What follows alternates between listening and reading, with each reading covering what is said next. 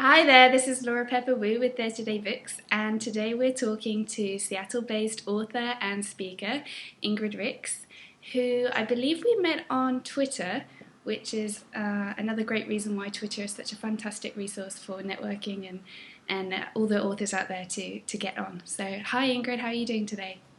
I'm doing great. Thanks for having me, Laura. No problem. So, why don't we just dive in, and why don't you give us a brief introduction of your books? Fantastic. So I have two books out right now. The first is called Hippie Boy, a Girl's Story, and it's a memoir that honestly took me 10 years to write. It's about a girl who escapes her abusive Mormon stepfather and really a suffocating religious lifestyle at home by joining her dad on the road as a tool-selling vagabond. And she does that every summer, really looking for escape until the summer when she's 16 and he's arrested, and she realizes that she needs to take charge of her own life. Okay. And And then the so, second one, sorry, is that's okay. called Little Book of Mormon and Not So Mormon Stories. And I just released that last week. And it's a story collection that's really about kind of filling in the gaps from Hippie Boy, about growing up with a very strict Mormon immigrant mother and an absent excommunicated dad, and the struggles of kind of finding your own voice and your own spiritual beliefs amid kind of a religion that's forced on you, but also about learning as you grow older not to judge and really understanding that I guess the best way for peace and happiness is to understand that everybody has their own personal spiritual beliefs that really are personal. And it's best to just have mutual respect and understanding and look for a common ground instead of what makes us different. Fantastic. So you said that Hippie Boy, it took you 10 years to write. So what was the moment that really spurred you into action to getting that manuscript out there and to finishing it and to presenting it to the world? I had two aha moments. So I would work on it. My background, as you know, I started out as a journalist, but then I went into marketing communications because it paid well and because I needed the steady income. But over the years, I always had this ache in my gut and always wanted to write this book. So, every few months when the ache got too great, I would take it out. I would work on it for a few days and then I'd shove it back in the drawer. But a couple of years ago, two things happened. Well, actually, something happened before that. I was diagnosed 8 years ago with a degenerative eye disease called retinitis pigmentosa. And it's a disease that first takes your night vision and then it slowly steals your peripheral vision and it just closes in on you. So that has caused me to focus and really start focusing on what matters in life. But it still didn't really get me to focus on my dream until 2 years ago. My two daughters were doing a parody of me when I was an old lady, and so they literally bent over. I guess it's 2.5 years from now. It was Christmas time, and they bent over, pretended like they were walking with a cane, in the crotchiest voice they could muster. And they must have practiced this, but they swear they didn't. But they both yelled out, my book, I have to finish my book. And I was mortified. My husband and my two daughters both burst out laughing, but I realized that that's what I was putting into the universe. I mean, and for me more than anything, I thought I don't want to teach my daughters that you've got this dream, but you don't go after it. And so 2 weeks later, it was my birthday in January. And instead of kind of making my usual list of the reasons I couldn't go after my dream, I just created a list on how I was going to go after it. And I just buckled down. And it's not like my bills went away or my responsibilities went away.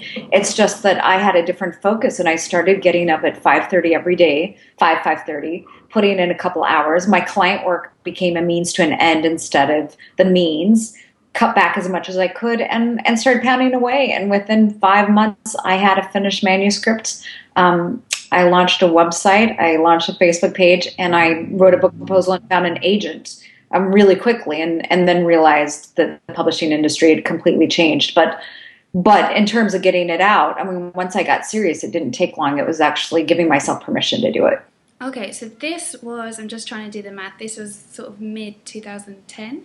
So it was, I guess the aha moment came, when are we now? The aha moment came in December of 2009. So January 2010 was when I sat down, got serious, finished the draft manuscript by June of 2010, wrote a book proposal and found an agent by August of 2010. But then that's when she told me, like, I celebrated for about 3 minutes when she got on the phone and said, I want to represent your book. And then she said, and by the way, if you don't have a huge author platform, you can kiss your publishing chances goodbye. And then she said, it would really help if you could get invited camping with Oprah and Gail. So it just really just, she just really drilled home. She said, it breaks my heart, but I can't tell you how many great books I've had turned down recently because the authors don't have a platform. It's just the industry changed. So that was in the fall of August 2010 that really the work was just beginning. Right. So she told you this, and then at this point you were still thinking to publish through her and to go the traditional route. So what did you do in order to start increasing your platform? What were your moves there? So I first started, are you familiar with Scribd? It's an open submission platform for writers and readers. So I started there, and I started uploading excerpts from Hippie Boy, short excerpts. And I started writing essays as well because I recognized that I needed kind of ongoing content. And they have millions of people coming in every day reading stuff. So I started doing that. Pretty soon I started building a network of followers. And Scribd pretty soon started featuring me on their homepage as a featured document. So I would get, 10,000 readers off of that. So I started recognizing that I could build a platform through Scribd, and that evolved into Open Salon, another open submission platform that is kind of a back end to parent company Salon, which is an online arts and culture magazine. Same thing, I started doing short excerpts and essay excerpts there and immediately getting cross-promoted over to Salon and getting, thousands and thousands of readers. And then I started getting from those pieces invited to go on to different podcasts. And one that was really instrumental was only a year ago. It was and so I have to tell you, up until January of 2011, I was still working with this agent. I was building this platform. And around like early December, right when everybody's going on Christmas vacation, she decided to start sending it out. And so she did. She sent it out to about 6 of the major publishing houses. And they all came back pretty quickly saying they wanted to read the manuscript. And then they all came back really quickly in January saying, I really love this author. She's got a really great voice. And the memoir market's really saturated, and we've had a really difficult time selling memoirs, so sorry and good luck. So that happened while I'm in the midst of building this platform.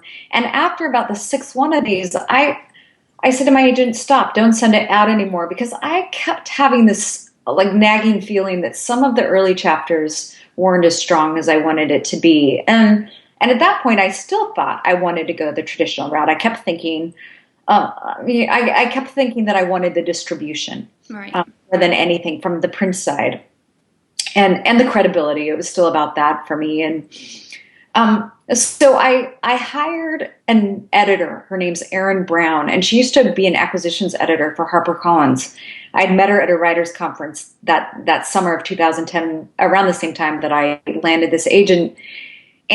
And I liked her, but she was booked several months out. But at this point, I put my agent on hold and said, look, I want to work with her. Well, in February, I booked her and couldn't get her till July. So I thought, well, that's fine. I'll just keep building my platform. And that's what I did. I kept building the platform.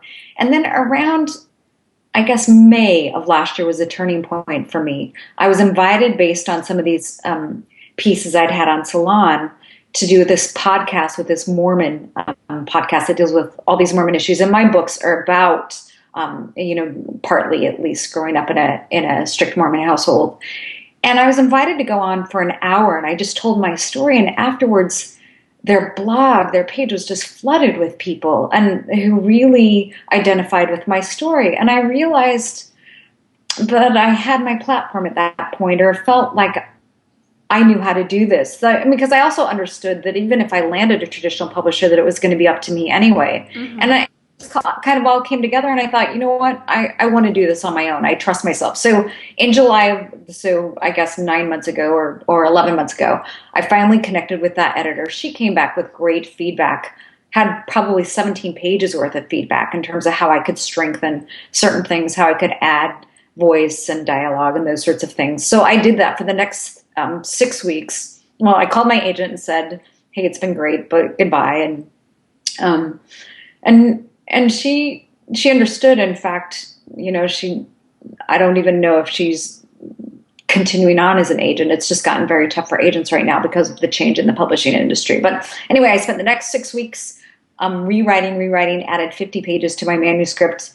I had already hired a great cover designer to design the cover and stuff. And I just set a launch date of October 1st, so about 8 months ago. Mm-hmm. And as an ebook first, and then I worked with Lightning Source, which is a print-on-demand publisher, to do the paperback and launch that in mid-November, and best decision I ever made. Wow. So it's very interesting that you actually built your platform before you published, which is something that I see a lot of indie authors. They're so eager to get their book out there in the world that the platform kind of comes second. But it seems like you were very successful in building your platform through script and through the podcast and through your essays. And something that I should mention is that you do actually have a background in marketing. So before you were writing, you were right. doing marketing. Do you think that those skills were transferable? Do you feel like you were really kind of have a sharp eye at what's going to work and what's not going to work, or was this still a very new thing for you? I would say it's half and half. It definitely helped me to have the marketing background. I understood I had to have like a cover that popped. I understood that I needed some sort of an online presence, a good website, and that I needed to build. I didn't fully appreciate until I connected with this agent that I needed this big platform. Right. Once she said that, and it's still, it was new in that way, but I did understand that you had to have a quality product and had to have a cover that popped. And then I also understood that if I didn't go out there and build awareness, even after the fact, by going and getting bloggers to blog about it, by getting, more than anything, great reviews from credible sources, mm-hmm. that the book wasn't going to go anywhere. I also understood very much. I come out of the promotion sampling side with the digital music industry, in fact. So, if you go to a grocery store and you buy a box of cereal and you get a free music code, those were the clients that I worked with. Right. I worked with music companies that specialize in that music space. So I also understood sampling in a big way, and that you could give away a book and really drive awareness. So when Amazon's KDP Select program launched December 8th, December 9th, I was in that program, and December 10th, I launched my first free giveaway, capitalizing on that. And it's now switched gears and driven up, but still understanding that sampling if you do it right, can help build exposure and get your name out there, because it's all about building exposure and building your author name recognition. Right. So you did actually have great success with the KDP Select program, probably because you were in there so early. You're one of the authors that really took advantage of it, and plus it was December, so it was kind of leading up to Christmas, and people were getting their Kindles and so on. Do you want to talk a little bit about the achievements and success that both Hippie Boy and the Little Book of Mormons have had to date? What are you most proud of? Sure. There's two things now, and part of it's because of free giveaways, so there's certainly some of that, but I've got more than 50,000 ebooks out there now with Hippie Boy, and that translates probably into 6,000 paid copies. But the momentum now continues. It's not that it's gangbusters, you know what I mean? But it's a slow build now off of the exposure. Every day there's something, whether I get an email from someone who's just read it or someone's featured Hippie Boy on their blog. It's now continuing to sort of build on its own.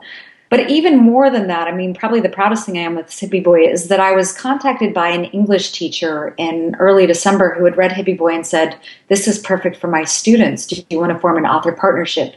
And she works at an at-risk high school in a suburb of Seattle. And I immediately said yes. And we started working in January using Hippie Boy as a reading writing guide.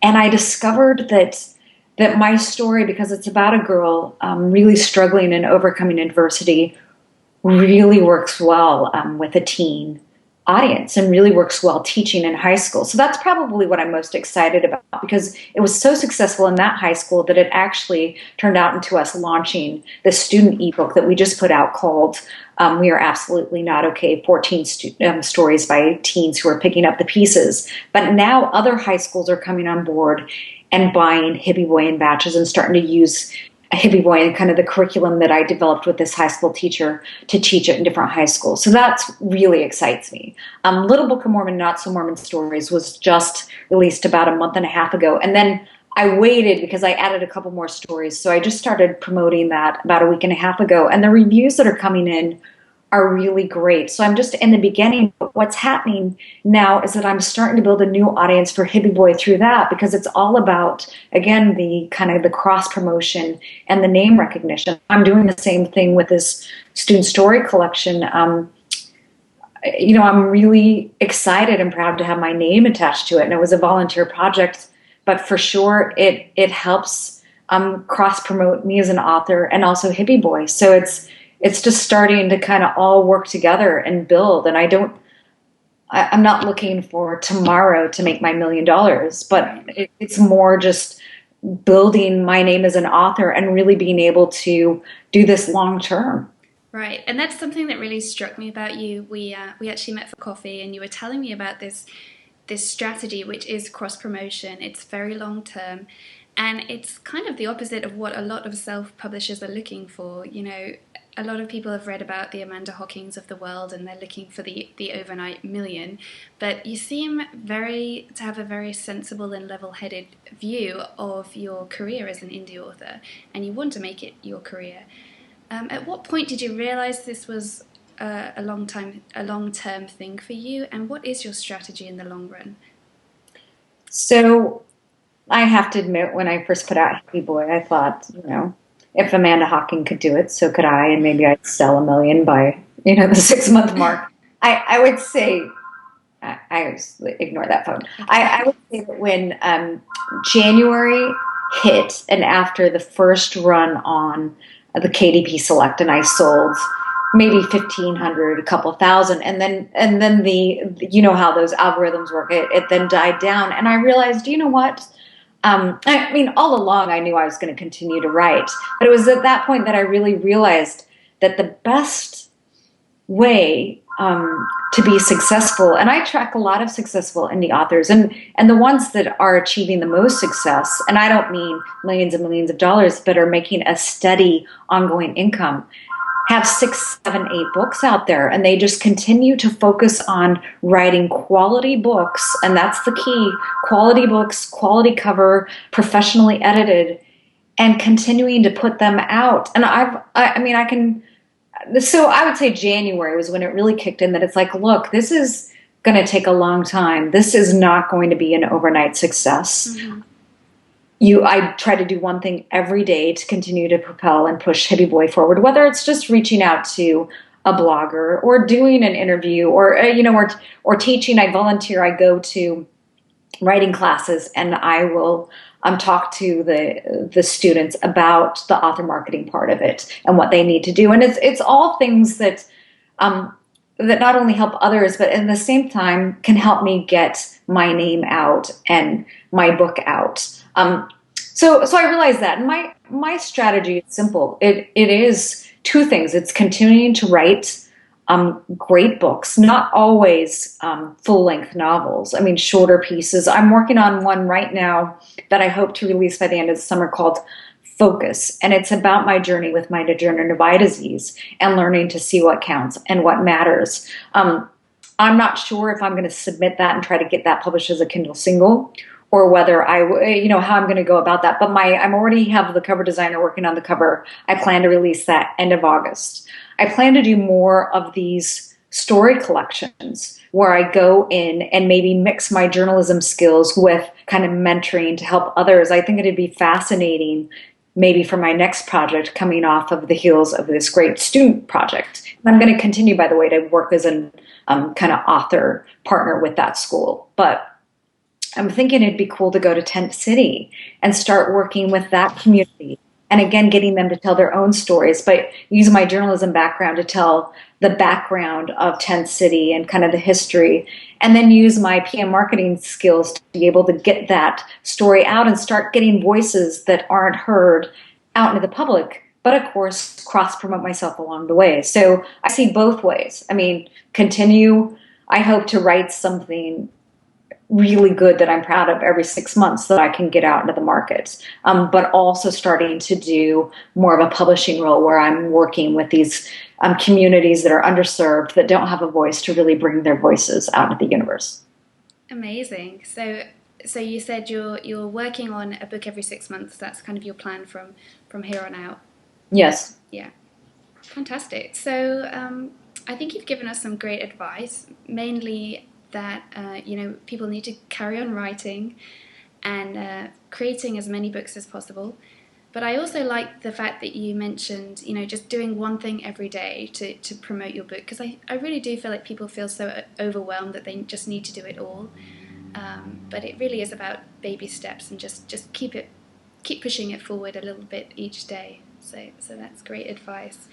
Do you have any sort of closing comments or advice for the indie authors who are watching this, who are maybe starting out and they really want to be where you're at right now, which is in a great position with a big platform? What advice would you give to those writers? Oh, wow. I would say a few things. One, focus on writing. I mean, the biggest thing that writers can do is put out a quality product the first time. I know that a lot of indie authors make a mistake. They get so excited about the ability to instantly have their work out there that they put it out before it's ready. And it's hard to get a second chance. If you put out something that's not professionally edited, that's not the best that it can be, it can really hurt you as an indie author and set you back. So the first advice is just really learn to write and be patient and realize it's there and it's exciting. This huge world has opened up for us, our ability to go out there for not very much cost and be able to reach readers, but do it right. The second thing is, slowly start. Even now, even if your book's 2 years away, I think looking at some of these open submission platforms like Open Salon and Scribd are great ways to start kind of building your name as a writer and building a following as a writer, and also meeting other writers in community, because it's, the support system and kind of cross promotion that can come from identifying with writers that you really like, and the key is really liking their work, so it's not promoting something that you don't like. But if you can find 2 or 3 really solid writers who you love and you guys really connect and can help each other, that goes a long way. I mean, I have a couple of friends like that who I met through Scribd, and I know that they've got my back and I've got theirs, and I mean, they're amazing writers, so it's never, and I love their work, you know what I mean? But it's got to be genuine. So there's that. Get up an author Facebook page. Back that off. Get up an author website. Mm-hmm. I mean, being involved in Facebook and Twitter and all those things are really important. But as you know, it's only as long as you can sustain it. I mean, and it can get so overwhelming. I would start with, hey, a website, and maybe doing a couple of writing pieces that you put on your blog and you also put in Scribd and Open Salon. And then finally, I would say, breathe and give yourself permission to take time off. I mean, sometimes I had the best advice from a friend the other day, because even now, like I said, there's a group of us, and it's so easy to get caught up and keep pushing so hard and get so burned out. And it's like, look, I mean, sometimes when you need to take a break, do it and look back and see what you've accomplished so far, and then go get yourself a box of chocolates and go to the beach and, just pamper yourself for a couple of days and rejuvenate, and then get back at it and realize that this is something long-term. I can tell you, I'll leave you a parting thought. My dad always has these great, little snippets of wisdom. He's got 2 sayings that I live by. I've got them posted on my wall. One is, by the mile, it's a trial. By the yard, it's hard, but by the inch, it's a cinch. And recognizing that it's really hard if you look at it really the big picture. But like you said, if you do one thing every day, if you do it an inch at a time, it's amazing how much you can achieve. And the other thing that he says is, you never know what you can accomplish as long as you keep on going. As soon as you quit, you have your answer. And honestly, on the days when I wake up and feel discouraged and feel like it's really hard, I just have to say that to myself, and it's what I need to get back on my computer and just keep on going. Can you just say that last one again? I didn't quite catch it. Yeah, so it's you never know what you can accomplish as long as you keep on going. As soon as you quit, you have your answer. And it's just the hugest reminder to just keep on going. Just don't quit. Just keep going. That's what being a writer is about, right? If you love to write, write. Yeah. Seems to be such simple advice, and yet, one that so many people just, including myself, you just kind of get overwhelmed by all the marketing side of things, and the actual writing seems to be on the back burner. So thank you so much, Ingrid. That was a fantastic interview, and I'm sure everyone has garnered much needed advice from you today. Thank you for having me. All right, take care. You too. Bye.